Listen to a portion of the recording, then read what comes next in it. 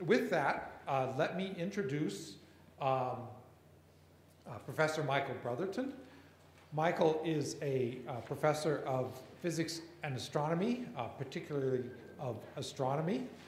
He was hired at UW back in 2002 after years of working at places like Kitt Peak Observatory and Lawrence Livermore Laboratory. When you read through his resume, there are a number, he looks like a typical scientist, okay? He's got a number of articles and publications filled with words that I, as a humanist, can't pronounce, filled with things that look like mathematical symbols that I wouldn't even know how to translate to you, so I won't even try.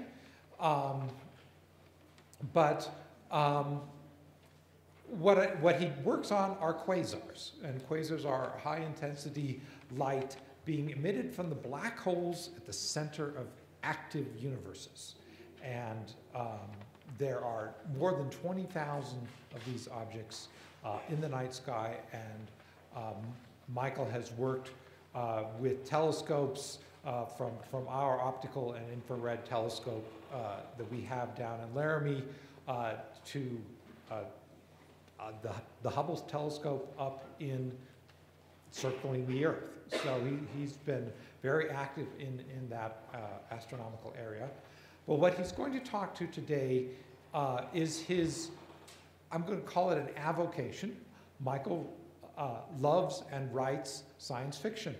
And he has 2 novels published to date and a collection of science fiction short stories that he's edited.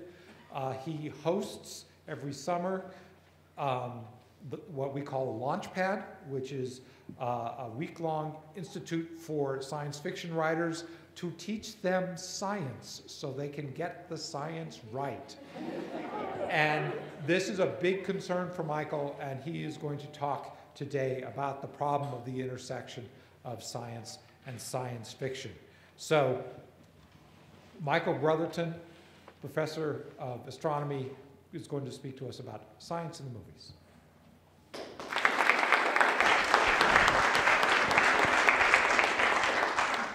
Thanks, Paul. It's really a pleasure to be here. Everybody seems really excited and enthusiastic, even for school on a Saturday morning. When I was 6 years old, my parents came and got me and sat me down in front of the television because they said, we think there's something coming on that you might like. Okay, 6 years old, clueless. Suddenly, I'm seeing Star Trek. And I liked it. And that was a very formative time in my life. A lot of us discover things that we'll be passionate about in our entire lives when we're kids, 6 years old. And when I was 6 years old, I decided I wanted to be a scientist. And it was astronomy or paleontology. And well, I went with the astronomy eventually after a few deviations here and there. And I'm very happy I did. I love astronomy. I could give you several talks about astronomy here. And some of the talks I give are full of arcane mathematics and strange, impronounceable words.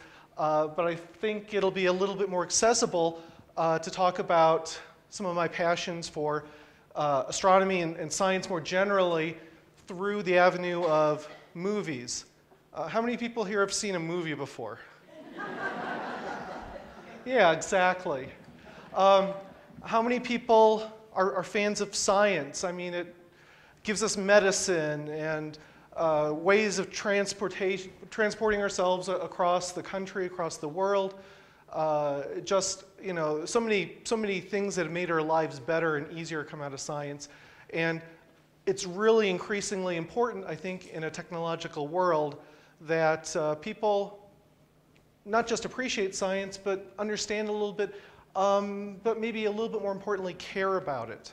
Okay, so this is one of my concerns. And the thing is, we really learn through stories. It's a really fundamental part of being human, I think, to want to watch a movie, to read a book, to hear a story. we want to learn about the world vicariously because it's a lot easier, frankly, to know what to do in particular situations, whether they're relationships or running into a grizzly bear or what have you that might happen. And, you know, this is one of the few places I can give the talk where that could be an issue. But you'd rather hear a story about it and learn something about that before you're actually in that situation yourself. So we're fascinated with stories, and stories, I think, are the way we continue to learn our entire lives. After college, well, maybe there's Saturday U, but in general, people don't take courses, they don't go to that many lectures. A few people will pick up a nonfiction book or watch a documentary, but everybody is going to watch movies, TV shows, maybe read a story, and you're going to learn something from that. It's a form of education, whether you like it or not. Not that one. Okay. So one of the issues I have, and this was something that Jeff touched on in his talk earlier today. He's a historian. He can't hardly watch some movies because they get so much wrong. I have the same problem with science, but it's a problem that every discipline faces, every area of expertise.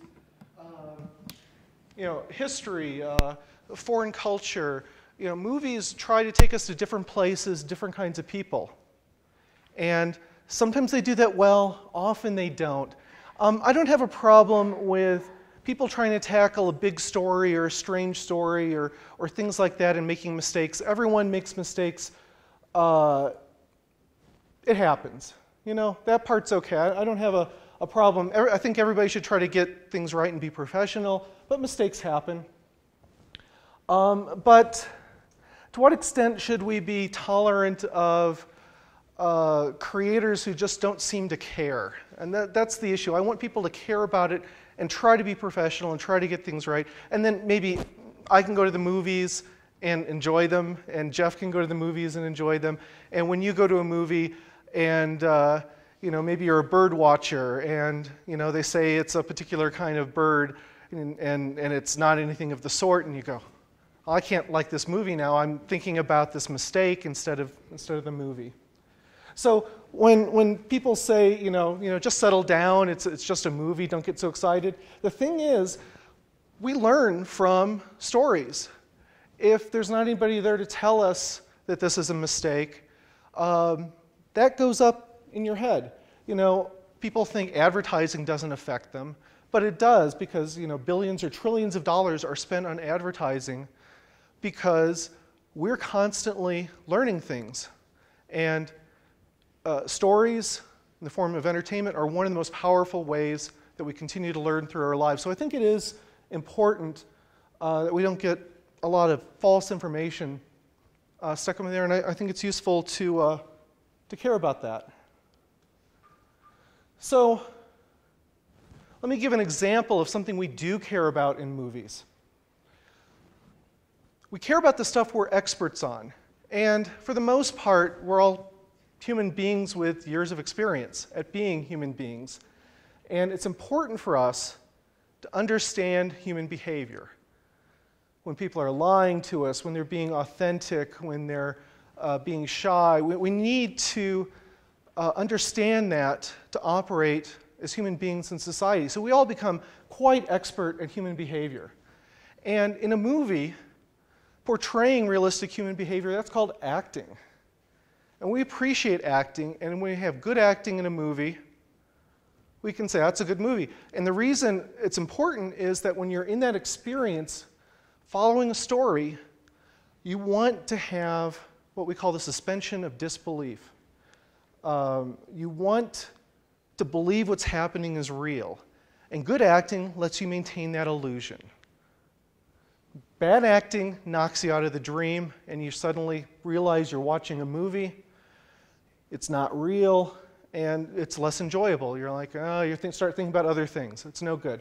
So everybody seems to value acting pretty highly. You can go complain about a movie and say, oh, that was bad acting. And the other guy says, yeah. They don't say, come on, that was just a movie, dude. You know? The acting's important. So we really value this quite highly, and we're very distinguishing about that. But let me bring this point out. Okay, these guys get paid millions of dollars. They're really, really good actors. But we, well, me anyway, don't always think very highly of these particular actors who do show up in a lot of science fiction movies. Hayden Christensen from the new Star Wars movies, not a very good actor. Ben Affleck, who was in Armageddon, sometimes he doesn't seem so bad, and sometimes he does to me. Keanu Reeves in The Matrix and the remake of The Day the Earth Stood Still, I thought he was perfect in Bill and Ted. Okay?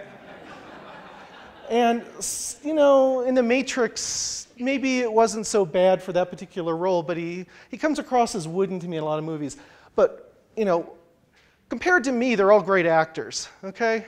Compared to probably everybody in this room, they're great actors. Compared to the Hollywood A-list who win Academy Awards for acting, we can all tell they're not that great because we are experts in human behavior. We've spent our whole lives studying people, and we can see them on the screen and tell there's something a little bit off. We're super critical about this because of this issue of the suspension of disbelief and wanting to stay in this state where we enjoy the story and we can imagine it's real. We can believe it's real. Okay, so acting is important because we're all experts on this.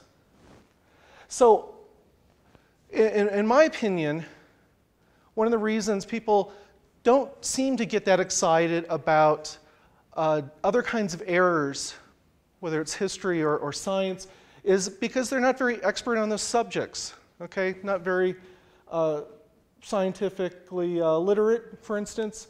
Maybe they don't know that period of history, whatever the subject is. And if you don't know, you don't get knocked out of that state of enjoyment of the movie because you see a mistake, okay? That's fair enough.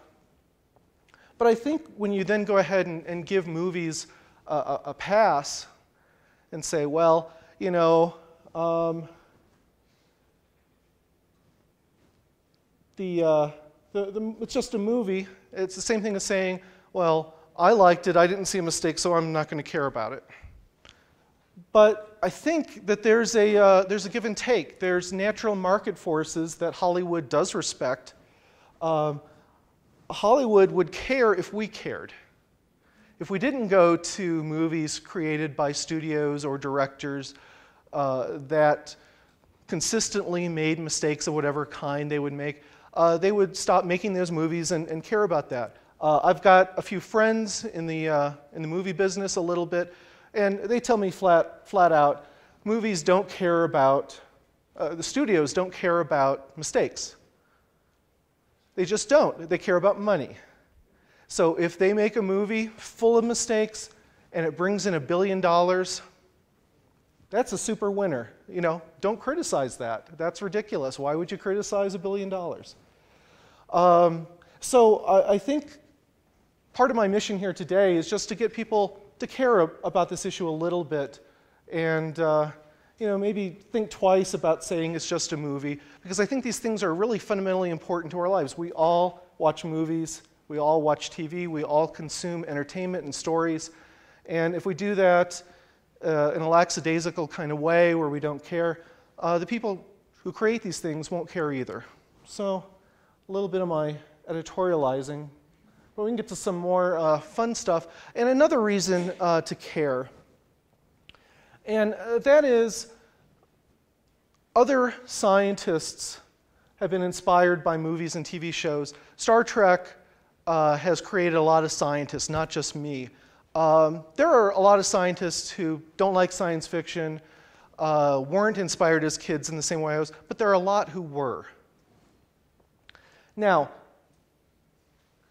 there are a lot of negative stereotypes for a lot of different characters out there, not just scientists. I'll talk about the scientists, though.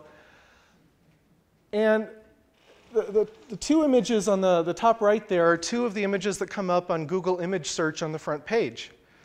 Okay, Spock doesn't come up quite so readily under scientists, but he does come up. But it's lazy storytelling, in my opinion, to go with certain cliches over and over. It's not very interesting. If you've seen a cliche once, you've seen it 1,000 times. It's a little boring, so there's good reasons to avoid these, but I think the best reason is that it's not realistic. Okay, a lot of cliches and stereotypes do have their origins in reality. There are scientists who are mad, okay, and they can be fun. There are scientists who wear white lab coats and glasses and do look at beakers, okay, but the reality is, just like almost everything else, scientists look like normal people of every type. Okay, there's generally more males than females. They generally are a little older because it takes a long time to get the education. But, you know, I have tattoos. I have an earring. Okay, I'm still a scientist. You don't see people like me as scientists unless you throw a white lab coat on me, then maybe I can pass as a scientist. But a lot of movies will have an astronomer with a telescope and a white lab coat, because he's going to spill a telescope on himself. He wants to protect his nice clothes. It just doesn't make sense. And the other stereotype is this one of Spock here. And Spock is emotionless, logical. And, you know, probably would be better off if more scientists were like that. But I'll tell you, there have been cases of astronomers getting into fistfights over where the Hubble constant is 50 or 100. You know, they're passionate people, interested and emotionally invested in their careers. Almost nobody goes into science because it's the logical choice. They do it because they love it. It's an emotional decision for them. Oh, and let me make one more point about the mad scientist stereotype. It's a classic story, Frankenstein. One of the first science fiction stories ever, and it's an interesting story. It's the archetypal story of, you know, things man shouldn't know. Man shouldn't play God. You do that, you'll be punished. It's a really easy formula. Michael Crichton milked this for decades, where you scare people. You know, we want to learn from our stories. So in the case of a lot of mad scientist stories, unfortunately, the idea is to scare people about knowledge and discovery, and that goes hand in hand with scientists who can't be trusted and aren't reliable. Negative stereotypes, I think storytellers in Hollywood can do better than that and can be more interesting than that. Okay, so let me just spend a minute briefly on what I think is the worst scientific movie ever. There are some other contenders. Maybe The Core is a movie you might have seen. For the geologists or geology interested people, The Core is pretty awful. But for me, with my background in astronomy and space, Armageddon is it. And if you go to Internet Movie Database, one of the first reviews that pops up, you know, just admits this right out. People always seem to be flaming this movie left and right because it's stupid or long or it has no logic. Okay, he's not denying this at all. This is not where the review goes. It's like, well, you know, it's fun. I like it. Okay, I kind of like parts of the movie too. NASA actually uses it, or has used it in the past, to test their would-be mission directors. And they have to watch the movie and come up with how many mistakes the movie has in it. It has, on average, a mistake every minute. So some of them are basic science, some of them are about NASA procedures and all, but it's literally got 100 and, I forget what the official count is, 150, 160 errors. So, you know, they spent millions of dollars to make this thing, and, you know, if I were spending, you know, tens of millions of dollars making something, I would try to error check it a little bit. Studios don't care. Armageddon was a big hit. How many people saw Armageddon? Okay, when I ask this question of my students and college-age students, like all of them have seen it. And all of them are sick of the Aerosmith song that plays as a soundtrack for this movie. But they all saw it, and this movie made hundreds of millions of dollars. It was a big hit, summer blockbuster with Bruce Willis, Ben Affleck, and it made lots of money. So good for them. It's still an Armageddon. Now, this is why I care, really. I don't want to spend my life looking at crap, okay? When you do a Google image search, this is what you get, okay? It's sort of interesting once or twice for a few minutes, but you don't want to come back and see that over and over. You'd like to see something good a little more consistently. So, I think the key to this is if people actually cared, we wouldn't get it. Maybe we'd still get it, maybe not quite as often. So anyway, that's my push on this point. We'll move on from the crap. Okay. Now, I do want to say I'm critical about science in the movies because I think it reflects the lack of appreciation for science literacy. I think, personally, I just want to be able to enjoy a movie without suddenly saying, oh boy, that was a mistake. I'm not thinking about the story anymore.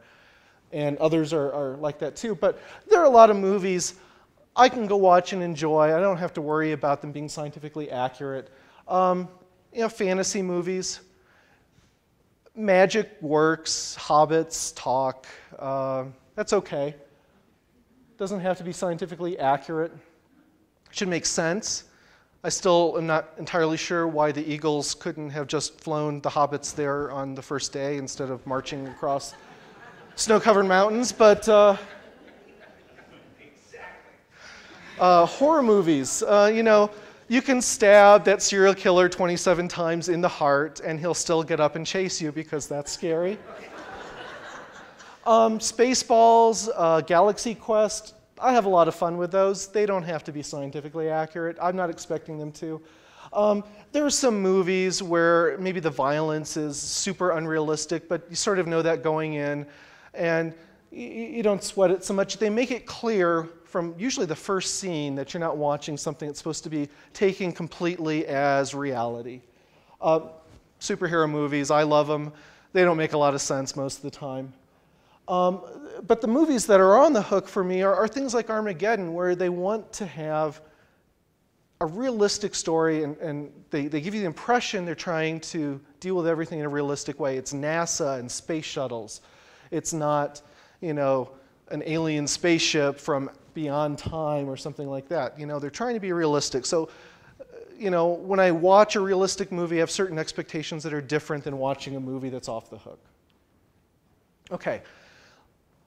I've been a little critical about some things. I'll be more critical in a minute, but I want to give some credit to some creators who cared. The way to get something done well in Hollywood seems to be that you need a powerful director, usually teaming up with a team of people who know what they're doing, and they have enough clout to say, I want to get it right, and they do it. So back 1950, there's a movie, Destination Moon. Does anybody remember seeing Destination Moon? A few people. It won Academy Award for special effects back in 1950. It's actually really scientifically accurate. Robert Heinlein wrote the novel and was involved in movie creation. He's a classic science fiction writer for many, many decades. And it's a trip to the moon in a movie. It takes place in 1950. That was science fiction of the day. And there were some things that got wrong. He seemed to think, Robert Heinlein seemed to think that government could never put together a project and send people to the moon. It had to be private industry. So that's not quite how it turned out for the Apollo missions, but now we're maybe flipping back a little bit and moving away from government in space to private industry in space, which is kind of interesting. One of the classic science fiction films of all time, in my opinion, gets almost all the science right, 2001: A Space Odyssey. How many people saw that one? Yeah, this is my audience.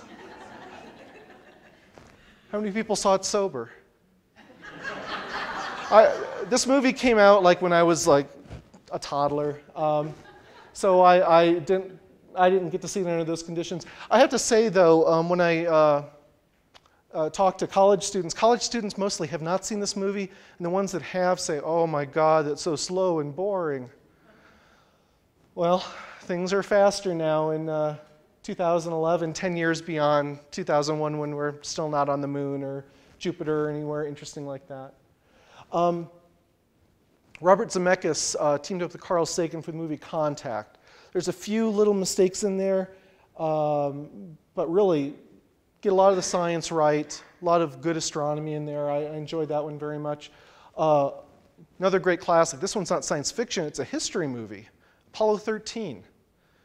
Really meticulous, gets like everything right. And one of the things I love about that movie was, you know, they've got stuff going on when they're out in space. There's gravity in space, but if your space capsule and you are both moving along in the same way, you don't have any sense of gravity. It feels like there's no gravity. So in order to simulate that, movie makers have done a lot of things. Well, he didn't simulate that. They shot a lot of that film on what we call the Vomit Comet, which is an airplane that does these parabolic flights.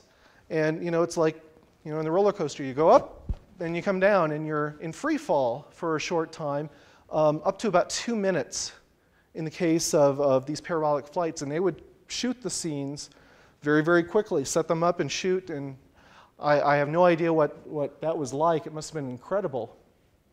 But Apollo 13 is an incredible movie, and if you watch that movie, you'll notice none of the scenes go on too long where you can see stuff floating around. But stuff was really floating around. Cool job. James Cameron, really powerful now after making movies that have made so much money, and a real stickler for detail and getting things right.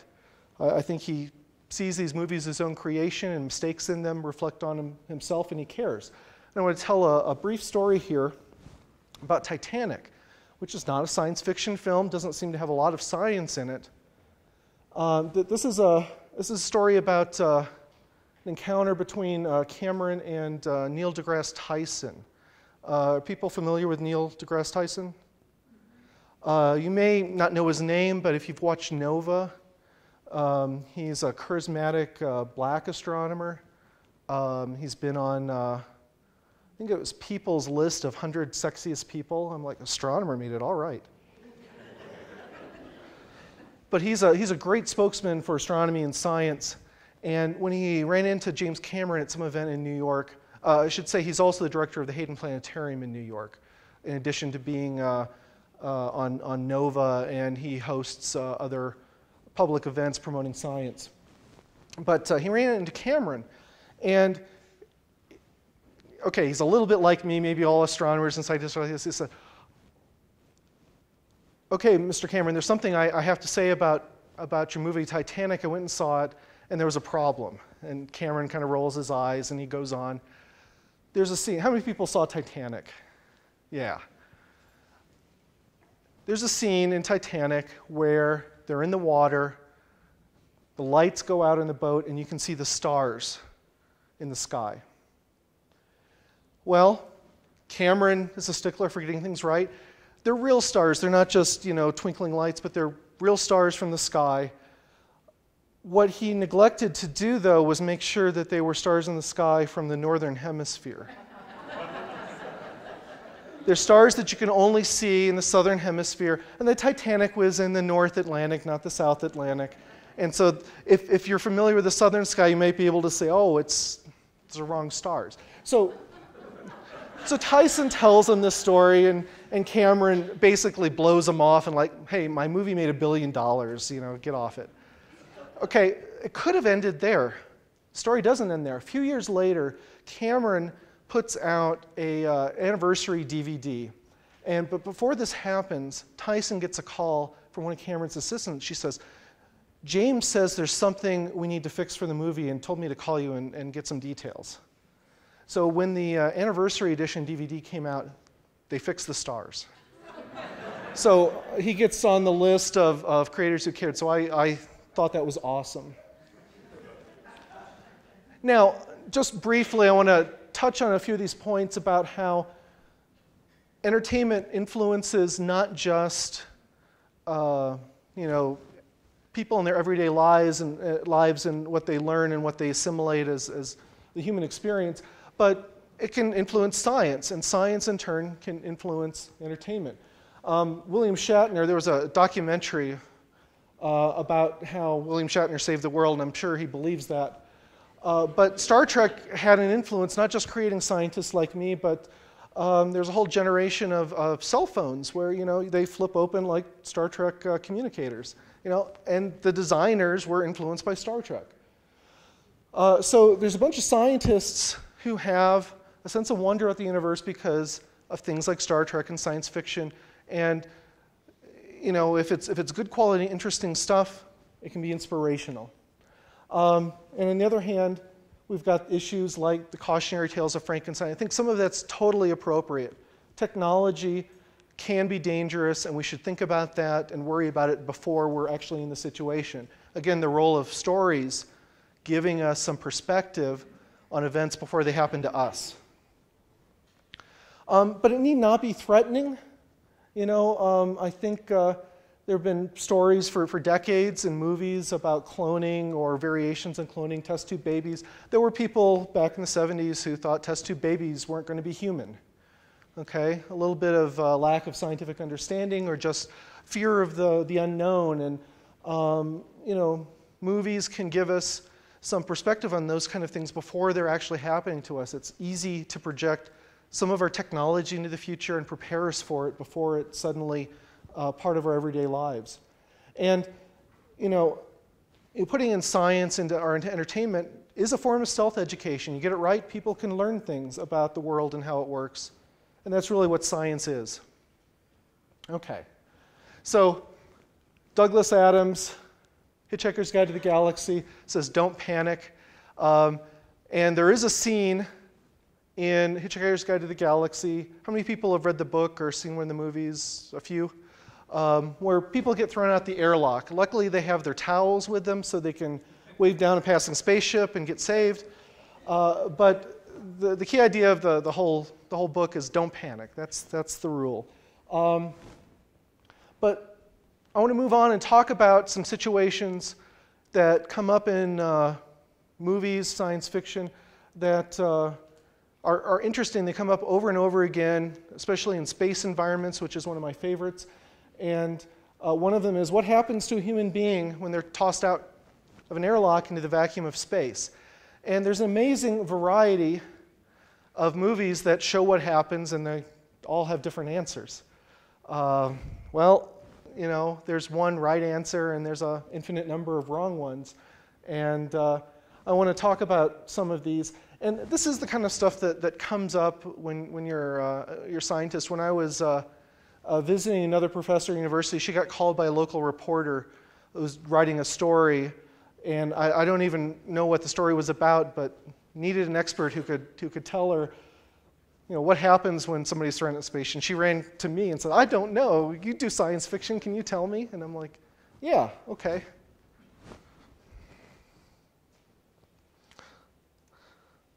So let's look at the right answer. And we'll go to 2001: A Space Odyssey. So let me set the scene briefly. It sounds like a lot of people here have seen this movie. So the insane computer Hal has managed to get the astronaut off the ship, and he's in this little remote operating unit. And he needs to get from there back into the ship through this airlock, but he can't dock to the airlock, and he doesn't have his helmet. So he needs to go through the vacuum of space to get into this ship. Okay, he didn't freeze. He didn't blow up. He didn't do a lot of things that happen in some other movies. He was able to operate. I mean, it was an explosive event putting him into the airlock. He didn't have anything to breathe. The air is all rushing out from his lungs, but his blood doesn't boil. He doesn't explode or anything like that. He can operate. He's about 10 seconds, and he gets the thing repressurized, and we get the sound coming back. This is realistic, okay? We know that it's realistic because of an unfortunate test pilot back in the 1960s in a lab experiment that went awry. and he was basically violently exposed to vacuum.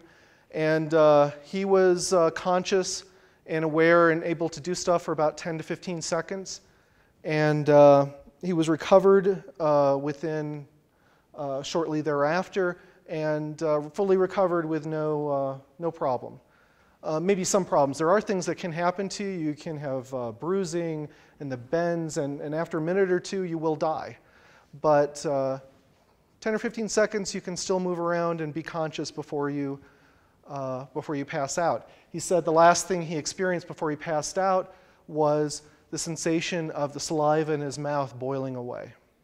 Okay, you guys live here at high altitude like we do in Laramie. Boiling is a function of pressure, more so than temperature, and you put yourself in a vacuum, and any liquids in your mouth will boil off. Okay, your blood won't boil away; it's inside your skin.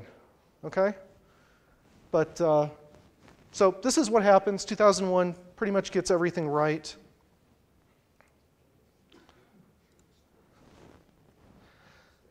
Let's look. I've got a few cases. How many people saw the movie Outland? Okay, it's Sean Connery in space doing High Noon. It's interesting, but the people blow up when they go out. I'm not going to show that because it's disgusting. Mission to Mars. How many people saw this stinker? I love Brian De Palma, but this is not a good movie for the science. In this movie, basically everything out in space just freezes like immediately. That doesn't happen. It actually takes longer to freeze in space than it would outside here, certainly, because you only have radiation to cool yourself. You don't have air or other material touching you to take away your heat. It's harder to get rid of. But let me show you my favorite. How many people saw Total Recall with Arnold Schwarzenegger? Let's watch what happens when Mars has atmosphere, but it's very thin. It's very low pressure, and this is apparently what would happen to Arnold Schwarzenegger if his suit cracked on Mars.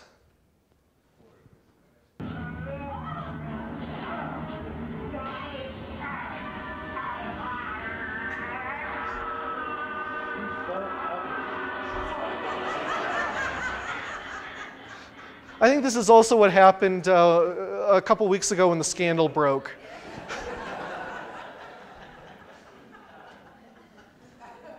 Okay, so those are a couple of instances of something that we know the answer to. There is a scientific answer. It's not even scientific. I mean, it's experimental. And, we know what happens. But 2001, back in the late 60s, got it right. And these other movies since then have got it wrong. It's kind of odd that way. And they're not even wrong in the same way. It's not like there's some myth where people have this idea. Somebody wrote this, and somebody directed this, and somebody acted this, and nobody ever stopped to say, is that what really happens? Or if they did, they didn't bother to get the answer. Whoops.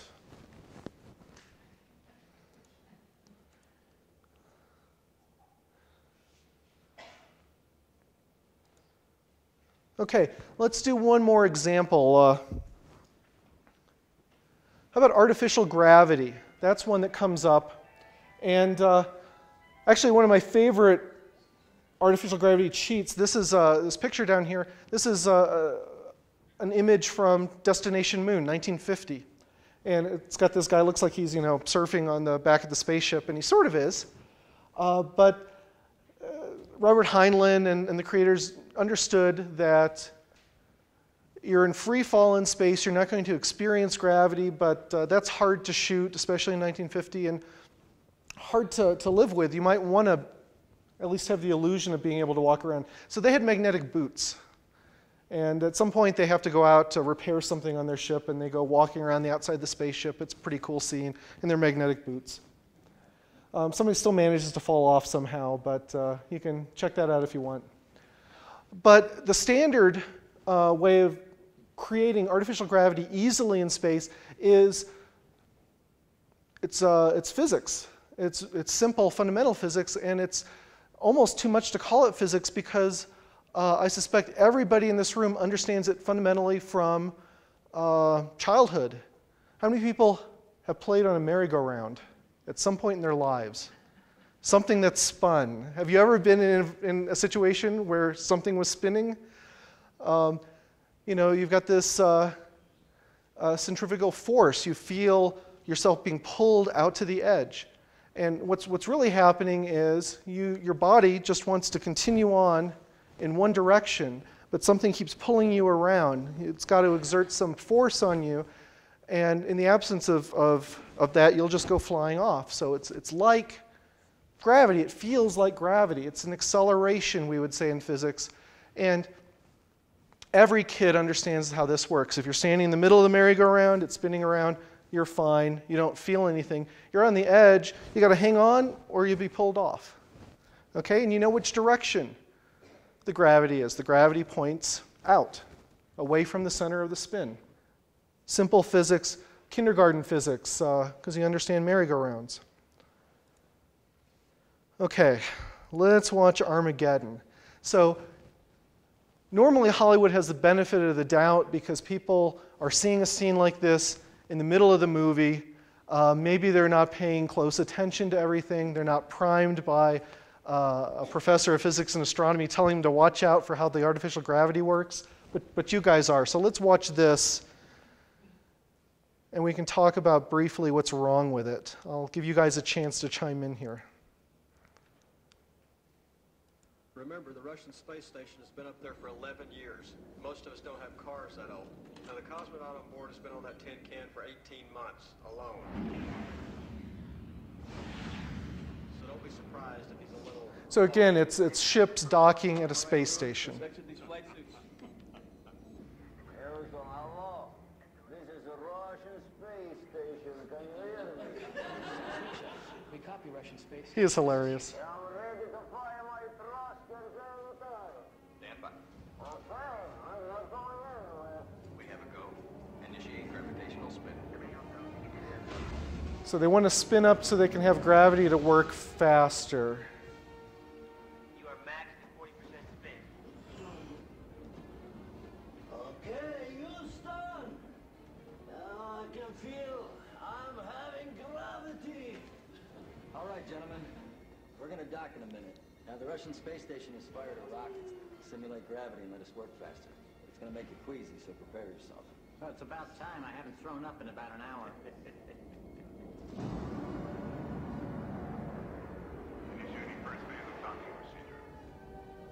Switching to manual. Manual override.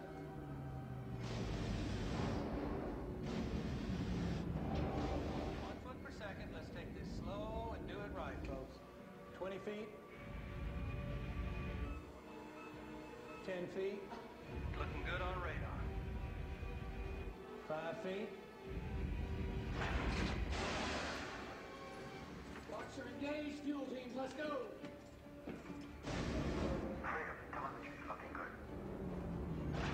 We have soft docks. Fuel teams, prepare to unload.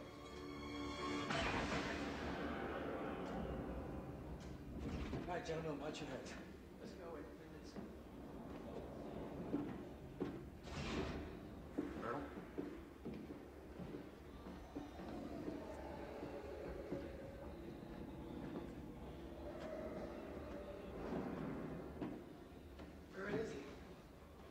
Okay, let me stop it there. Welcome, everybody. I am not gas station. This is sophisticated laboratory. I'm in charge. Okay, anybody see anything wrong with any of this? Let me get a little more interactive here. Anybody want to volunteer? Yeah. They just assigned a floor and said gravity is down towards the floor and it's spinning, it should be out towards the walls. That's exactly right. They get the direction of gravity wrong. They dock at the opposite sides of the spinning space station. We saw that very clearly, the two space shuttles on the two sides. And the gravity should be away from the center. And then what happens? They come walking down the two tubes to meet in the middle with the gravity in this direction. It should be that way and that way, but they should be climbing ladders up and meeting in the center where there is no effective gravity. There's some other things wrong with that, but that's the key one, just getting the direction of gravity wrong. Okay? You know, I've shown this scene to 12-year-olds, junior high school students. They get that this is wrong, okay? Maybe they played on a merry-go-round a little bit more recently than Michael Bay, the director of this stinker. Explosions are not an excuse for bad science and bad acting, but it made hundreds of millions of dollars, so what do I know?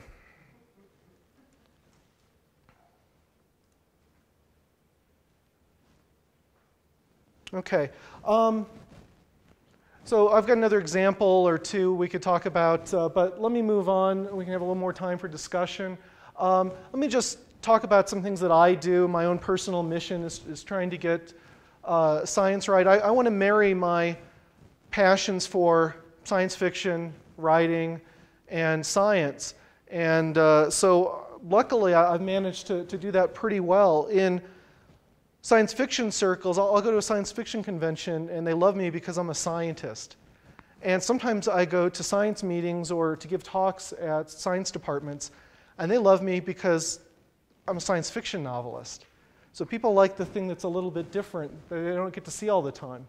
But I've written a couple of novels, and I try to work in movies and stories and things into teaching science and courses I have at the University of Wyoming. And I do give talks at things like science fiction conventions. I go talk to amateur astronomers and talk about astronomy to them. And a couple of other things that were mentioned in the introduction, collections of short stories with good astronomy, and the Launchpad workshop that I run in Laramie everywhere, and that's been very successful. I've managed to get some people who've written novels have been turned into movies and TV shows, and have, you know, these things reach millions of people. You write a science fiction novel, maybe you reach 10,000, 50,000 people, turns into a movie and it's millions. Okay, but I'm not winning here. If I get a few of you to care a little bit more about being aware of what you see and not loving stuff that doesn't seem to care about getting the history right or the science right, I think those are important. And maybe the best thing you can do is when you find something that you think is a mistake, you know, don't just be quiet about it, but you know, you can go tell people about it and say, "Isn't that stupid?" And maybe that message will spread. It hasn't so far, but I keep hoping. And you know, classic science fiction story, H.G. Wells' The Time Machine. And I wonder if this is continuing to happen. It hasn't happened anything like H.G. Wells has said, but we have the Morlocks, the working class, people who understand the machinery, evolve into these underground dwelling cannibals. You know, the modern day equivalent is the computer geek who lives in the basement of his parents and eats Cheetos, but you know. And then we've got people who don't seem to care about science and say, "Hey, you know, it was a cool movie. What are you complaining about?" And you know, they're food in H.G. Wells' future. I don't see that happening today, but I do think there's a danger about not caring about science and living in an increasingly technologically sophisticated world where not understanding science can get yourself killed, can get lead to your whole civilization going down the tubes if you get the science questions wrong about the wrong things. So, you know, I think it matters. I think it's interesting to talk about these things and think about them. I think they are not just interesting, but important topics. So I want to just leave with a positive note and give some recommendations for a few movies that I think are especially good about getting the science right, or have a good attitude and perspective on science. So we've already talked about 2001, Contact, Apollo 13. A few other ones I really like that aren't science fiction, but are really nice about the science. October Sky, a movie about a boy growing up in the Sputnik era and building rockets. Inherit the Wind, an old classic about creationism versus evolution in the courtroom. And just a fun one from the 80s, Real Genius, starring Val Kilmer. A lot of science geeks at thinly veiled Caltech. So anyway, these are some movies I like. I suspect you've got your own favorites, and maybe you can make some recommendations, or we can just talk about which ones suck the most. So anyway, thank you very much.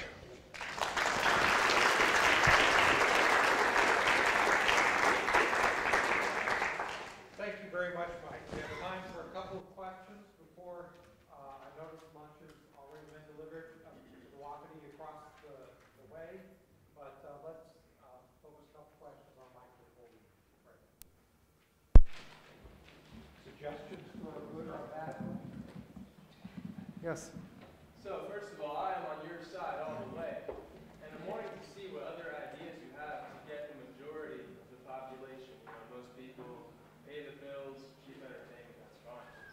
So what other thoughts have you had about that? So the question or comment is about how to get the majority of people to actually care about the issue of science in the movies, and maybe just more generally getting things right in their entertainment. I wish I knew. There's got to be a critical mass, I think. I think you're right. It's got to be a lot of people before Hollywood will change. But maybe just praising the creators in the movies that do a good job and ridiculing the ones that do a bad job. Maybe at some point people repeat those stories enough because we love to tell stories to each other and to gossip.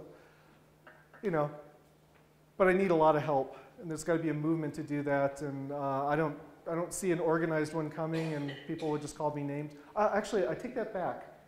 There is an organized movement to do that coming out of Hollywood. And I can't remember exactly what it's called, but there's some people like Dustin Hoffman behind this, the Family Guy creator, and they're trying to put together scientists with Hollywood creators. And the question is, will the studios go along with that and actually try to engage them? Even when movies do go out and get science consultants, often they get them in just a very small, narrow scope, and parts of the movie are good and parts of the movie are strange. Let me give some praise to Battlestar Galactica, the new series, if people saw that. They had a full-time science consultant, Kevin R. Grazier, who was a guest instructor at Launchpad last year. And they put a lot of effort trying to get the science right. They had a few things that were funny, but they really did a good job overall, I thought. But if you have a great idea for how to do this, send me an email, or just start doing it. Yeah. I have a half-sister who I rarely see, and I sat down with her a couple months ago, and she started giving me the plot of her next novel. Uh-huh. And she gets into something about radiation and how it's going to seep into everything in her novel. And I said, that's not right. That's not scientifically sound. And literally she said to me, and I think there's many authors who would say this, is, well, it doesn't matter whether the science is right. What matters is the plot. And I'm like, I can't even begin to believe what you're telling me, because radiation doesn't work the way you're explaining it. She just published one on anthrax as well. And I got 2 chapters in this. My sister, I can't read her book. So I think it's... Yeah. We're not only talking movies here, we're talking about people who think they're writing mainstream, but there's science everywhere. There is science everywhere. And for instance, CSI, enormously popular TV show. A lot of science is in that show. And the plot hinges on it being right. And if it's not right, I think it fails. And if enough people have a problem with that, then I think that's good for society, good for science literacy, and so forth. And if they don't, then we're going the other way. Back in the corner here. What's your thoughts on the Asian movie about 4 years ago? I can't recall, Flying Tiger, something sort. Oh, so the question is Crouching Tiger, Hidden Dragon? You got it. I love that movie. It's not science, it's fantasy in my book. They fly through the trees, and I love it.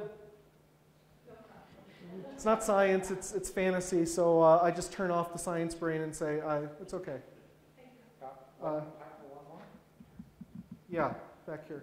I'm very interested in the Mayan calendar, Hopi, all the things with 2012. And is there some real new science with all So the question is there anything about 2012 that's realistic in terms of doomsday? Well, I should say that the movie 2012, there was, I think, a press release from NASA that named it the worst movie ever from a scientific viewpoint. And so maybe put that up there with a core and Armageddon. As far as science is concerned, 2012 is going to be just like any other year, although, you know, earthquakes could happen, hurricanes could happen, solar flares could happen, but it's not going to be a giant disaster, anything like that. So as far from a scientific perspective, 2012 is not particularly interesting. Or movies based on polar shifts, sun flares. I mean, some of that science is becoming very attractive to a lot of scientists. Yeah, so comment, it's true. There are bad things that could happen to us. An asteroid could hit us. There's a list of things. A friend of mine wrote a book all about the ways that things from space can kill us and destroy our whole civilization. And those things could happen. They're just not very likely. And there's no reason to expect 2012 as a year that any of them will happen. So should we wrap up, or maybe one more here? I would venture to say that there are more medical errors in books and movies than there are scientific errors.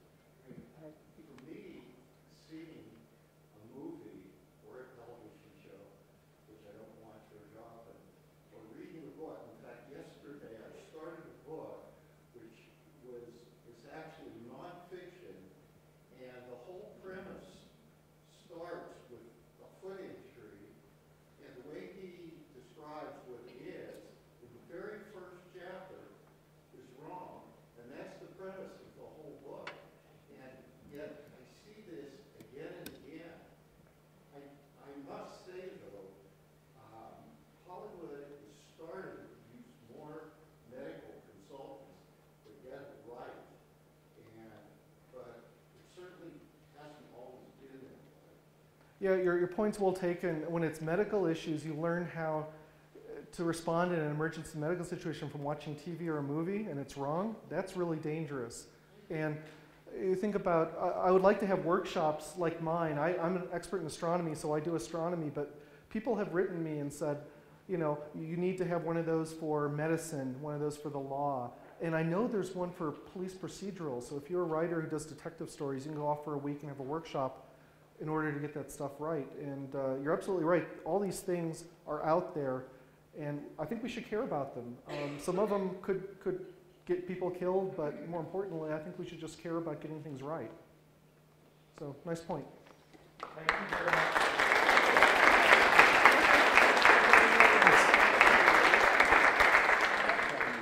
We're now going to gather across in the Wapiti room for lunch and